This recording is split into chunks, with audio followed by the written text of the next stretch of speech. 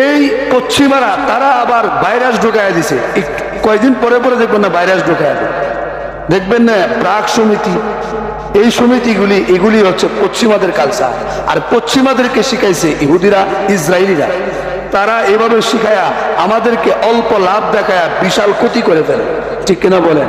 প্রাক সমিতি থেকে আপনারা লোন দিবে, দিয়া স্বামী স্ত্রীর ঘর ভেঙে দিবে, ঠিক কিনা বলেন?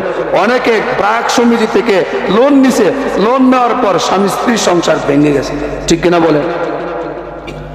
প্রাক সমিতির অফিসার যখন ঘরে আসে সমিতির টাকা নেওয়ার জন্য, আপনার বউ আপনার সামনে কোনোদিন সেজে গুজে আসে না, কিন্তু প্রাক সমিতির অফিসারের সামনে গেলে নতুন বউয়ের মতো সাজ্জা যায়, ঠিক কিনা বলেন?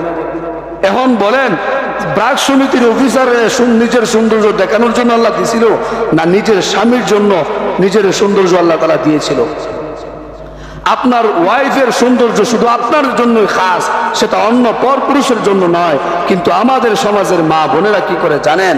তারা নিজেদের সৌন্দর্য নিজেরা তাদের স্বামীদেরকে তো শুধু দেখায় না, দেখাই তো না ওই, কিন্তু পর পুরুষরে দেখাবে, ঠিক কিনা বলেন? একটা বিয়ে শাদিতে দেখেন, একটা অনুষ্ঠানে দেখেন, তারা যেই পরিমাণ সাজে তাদের সৌন্দর্য 100 পুরুষকে দেখায় ছাড়ে, ঠিক কিনা বলেন? এটা আমাদের ব্যর্থতা। আমরা আমাদের মা বোনদেরকে শাসন করতে পারি নাই, পর্দায় আনতে পারি নাই।